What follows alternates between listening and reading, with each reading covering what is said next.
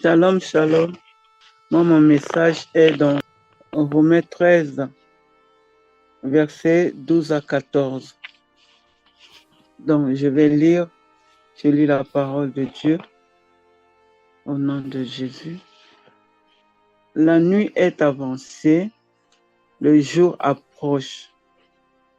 Dépouillons-nous donc des œuvres des ténèbres et revêtons les armes de la lumière.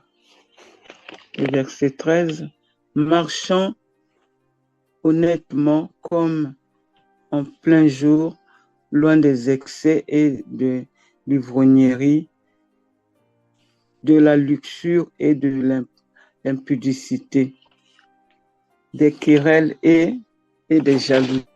Mais revêtez-vous du Seigneur Jésus-Christ et n'ayez pas soin de la chair pour en satisfaire les convoitises. Ici, Paul attire notre attention par rapport à nos comportements, nos attitudes, par rapport au temps que nous vivons. Au verset 12 de ce même chapitre, il rappelle que le temps nous appelle à nous réveiller du sommeil dans lequel nous sommes plongés. Dépouillons-nous donc du vieil homme. La parole de Dieu nous demande, dans Galates 5, verset 16, je dis donc, marchez selon l'esprit et vous n'accomplirez pas les désirs de la chair. Et dans Galates 5, 25, si nous vivons par l'esprit, marchons aussi par l'esprit. Nous devons être toujours dans la parole de Dieu, car la parole nous aide à abandonner notre chair, à ne pas suivre la mode de ce monde, à marcher dans la pureté, dans la sanctification, à fuir tout ce qui n'honore pas notre Seigneur. Car la parole de Dieu dit que nous n'appartenons plus à nous-mêmes, que notre corps est le temple du Saint-Esprit. Nous devons porter des fruits dignes de repentance, donner à notre Dieu un culte raisonnable, ayant la crainte de notre Dieu, sinon demandons au Saint-Esprit de nous aider à augmenter la crainte de Dieu, car sa parole dit dans Proverbe 16:1, la crainte de l'Éternel enseigne la sagesse, l'humilité précède la gloire. Les projets que forme le cœur dépendent de l'homme, mais la réponse que donne la bouche vient de l'Éternel. Également, Paul nous recommande aussi dans 1 Thessaloniciens 5, 22, abstenez-vous de toute espèce de mal. En fuyant le mal, nous faisons aussi du bien à notre propre corps, après avoir plu à notre Dieu. La parole de Dieu nous rappelle encore dans Romains 12, 12, ne vous conformez pas au siècle présent, mais soyez transformés par le renouvellement de l'intelligence, afin que vous discerniez quelle est la volonté de Dieu, ce qui est bon, agréable et parfait. En étant enfants de Dieu, traitons notre chair, notre corps, notre chair, afin de s'éloigner de toutes sortes de tentations qui pourront nous faire revenir à ce que nous avions abandonné. Demeurons dans la parole de Dieu, car la parole de Dieu nous enseigne dans Hébreux 4:12, car la parole de Dieu est vivante et efficace, plus tranchante qu'une épée quelconque à deux tranchants, pénétrante jusqu'à partager l'âme et esprit, jointure et moelle. Elle juge les sentiments et les pensées du cœur. C'est pourquoi attachons-nous à notre Dieu et demeurons dans sa parole, car sa parole nous éclaire. Voilà, ça c'est mon message. Que Dieu nous bénisse. Amen. Nous allons prendre un Chronique 29. Nous allons lire le 10 jusqu'à 12. Et me pouvez lire jusqu'à 16 ans. Donc moi, je vais lire jusqu'à 12. David bénit l'Éternel en présence de toute l'assemblée. Il dit, béni sois-tu d'éternité en éternité, Éternel, Dieu de notre Père Israël. À toi, Éternel, la grandeur, la force et la magnificence, l'éternité et la gloire, car tout ce qui est au ciel et sur la terre t'appartient. À toi, Éternel, le règne, car tu t'élèves souverainement au-dessus de tout. C'est de toi que viennent la richesse et la gloire. C'est toi qui domines sur tout. C'est dans ta main que sont la force et la puissance, et c'est ta main qui a le pouvoir d'agrandir et d'affermir toutes choses. Voilà, moi, en fait, mon message, c'est dire que c'est nous avons tout. Si nous avons, au fait, besoin de quelque chose, ça vient de notre Dieu. Que ça soit on est stérile, que ça soit le travail, c'est Dieu qui nous donne, au fait. On n'a pas à s'inquiéter pour dire oui, j'ai pas d'argent, hein, j'ai plus de travail, comment je vais faire pour m'en sortir? Au fait, il faut se confier seulement à notre Dieu. C'est Dieu qui donne tout. C'est Dieu qui nous donne, c'est Dieu qui donne tout. C'est lui. Au fait, on doit lui faire confiance parce que si nous ne faisons pas confiance à Dieu, nous sommes perdus.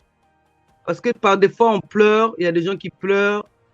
Ils pleurent, oui, j'ai vraiment des soucis, j'ai des problèmes, j'ai des problèmes de loyer, le travail, ça ne va plus, comment je vais faire?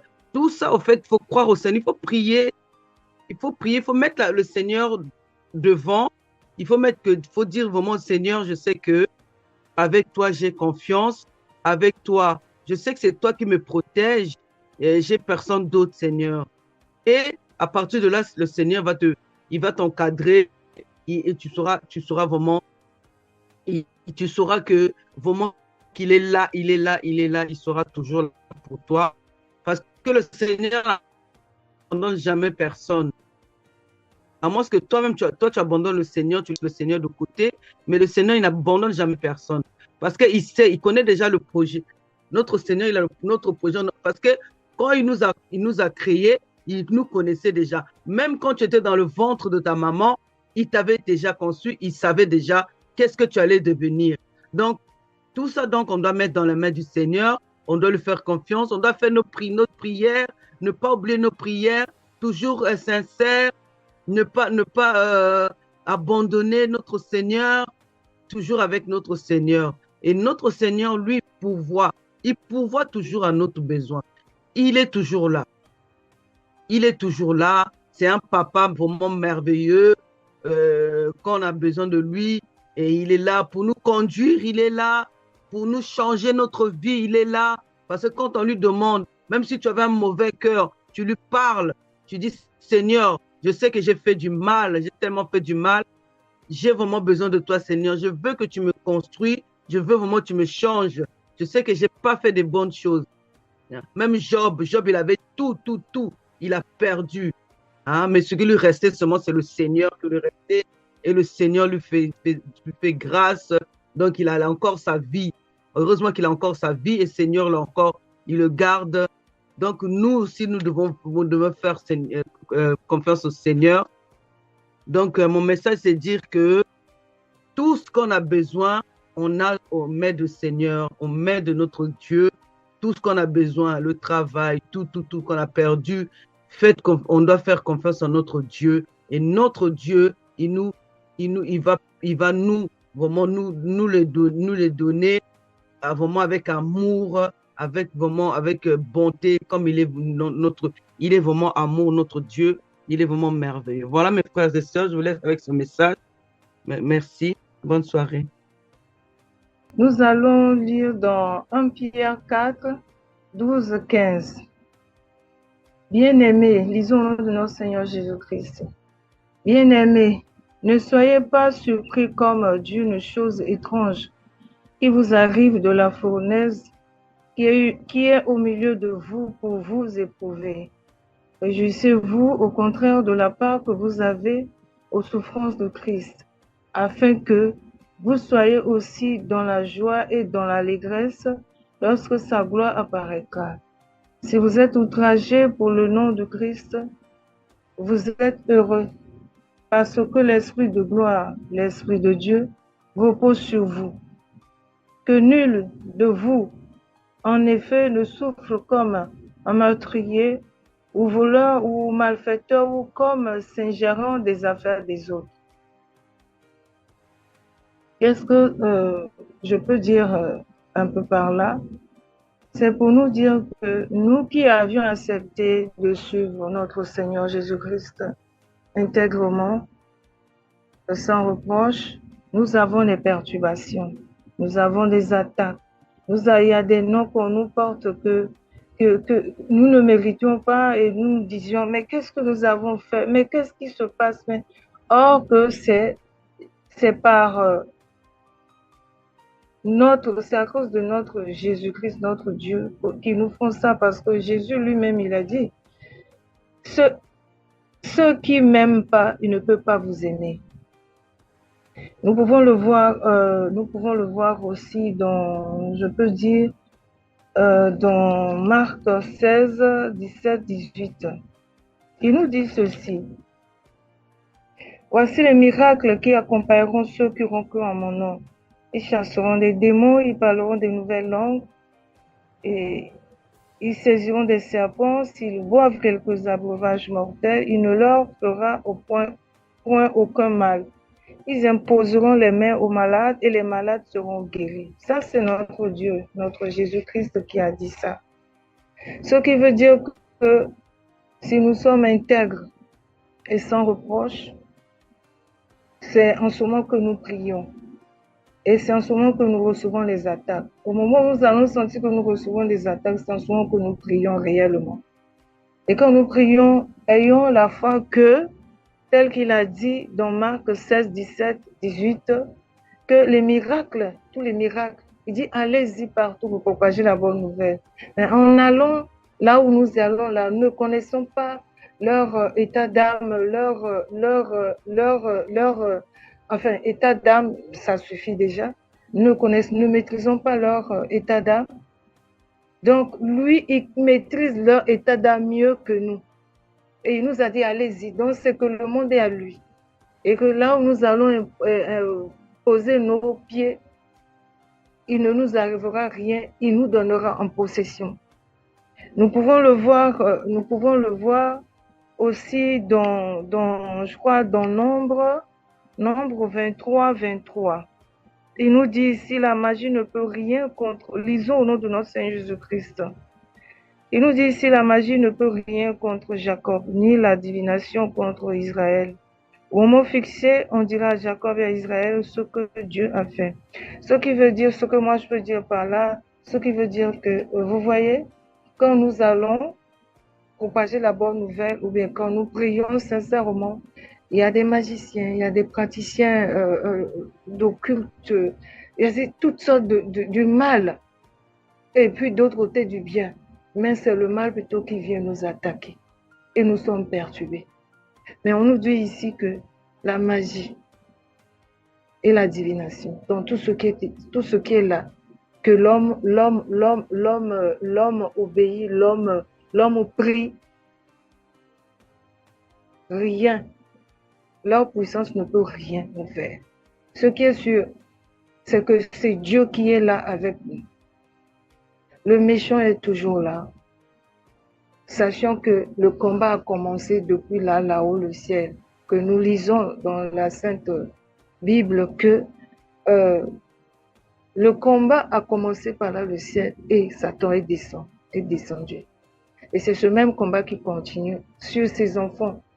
Parce que lui, Satan, il nous connaît bien. Tous ceux qui prient sincèrement, il connaît.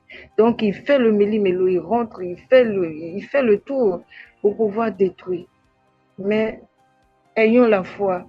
Notre Seigneur Jésus-Christ a dit, ne craignez rien. Ne vous êtes pas mis au courant, en contact que ni les pratiquants de la terre, je vous ai mis au courant que quelles que soient les pratiques sur la terre, rien ne vous arrivera si vous avez foi ferme en moi. Et il nous a pris témoin. Et tout ça, il a pulvérisé ça sur la croix. Les dominations, ceux qui peuvent nous dominer et machin, tout ça, pour que nous puissions marcher sainement dans ses lois. Mes bien-aimés, mes frères et sœurs, ce qui est là, tenons-nous fermes dans la prière. Prier matin, midi, soir, à n'importe quel lieu où nous pouvons nous trouver. Méditons, ne fût-ce qu'une idée envers notre Seigneur pour qu'il ait pitié de nous, parce que le combat est réel. On court les derniers temps et il est déchaîné, le monsieur Satan. Il ne veut rien savoir. Et si ce n'est pas notre Dieu, comment nous allons nous sortir? Je nous exhorte, mais moi-même, je suis dedans, je ne prie pas assez. Quand je parle comme ça m'édifie aussi. Pour me dire de prier assez, de prier encore pour que je puisse être épargné de beaucoup de choses pour que nous puissions réussir. Car eux, ils nous tiennent les finances et ils tiennent de nos enfants. Ils tiennent pour la partie, il a dit qu'il va nous tenir le cœur. Il va tenir le cœur de Dieu. C'est nous, nos enfants, nos biens, machin, tout ça. Donc, prions que Dieu ait pitié de nous pour nous enlever de ses mains, pour que nous puissions nous regrouper quelque part et prier, servir notre Dieu comme il nous le faut pour attendre son jour. Voilà tout ce que je pourrais dire maintenant. Que Dieu nous bénisse tous. Amen, amen, amen.